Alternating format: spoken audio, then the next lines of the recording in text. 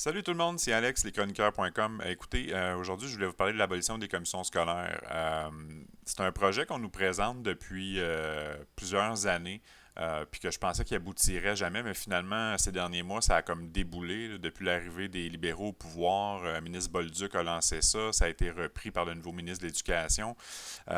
Écoutez, je pense que les gens réalisent pas vraiment l'impact que l'abolition des commissions scolaires va avoir sur nous tous.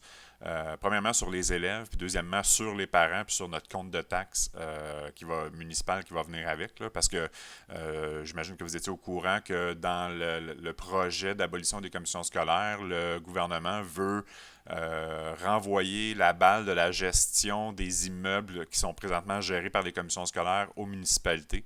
Euh, Fait que je pense pas que les municipalités vont accepter de gérer ça sans vous refiler la facture en bout de ligne. Donc, c'est sûr que vos comptes de taxes municipales vont augmenter. Puis si vous êtes un locataire, ben c'est sûr que votre loyer va augmenter parce que le compte de taxes municipal de votre propriétaire, lui, va augmenter. Euh, puis les gens réalisent pas à quel point les commissions scolaires, c'est un rouage important. Euh, les commissions scolaires gèrent, et d'un, les bâtiments, gèrent les écoles, gèrent du personnel, puis servent aussi de zone de transition entre le ministère de l'Éducation puis les écoles. Si on enlève cette zone de transition-là, tout ce qui est géré par les commissions scolaires va se retrouver géré par qui?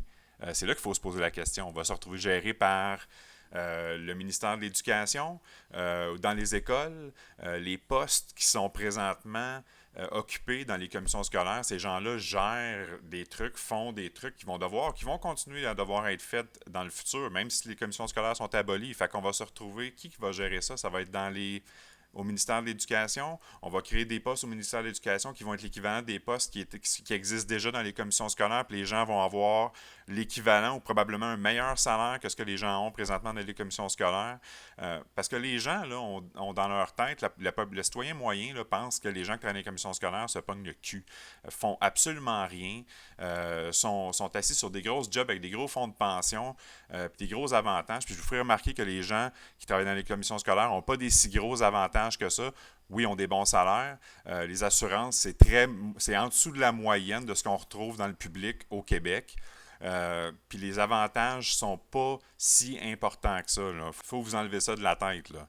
Euh, bon, on va faire quoi? Là? C'est-à-dire qu'on va créer des nouveaux postes dans les écoles, les TES, les techniciens en éducation spécialisée, ils vont relever de qui? Du ministère. Fait que là, on va créer un poste de gestionnaire au ministère pour gérer les TES, ou il va falloir le créer dans les écoles.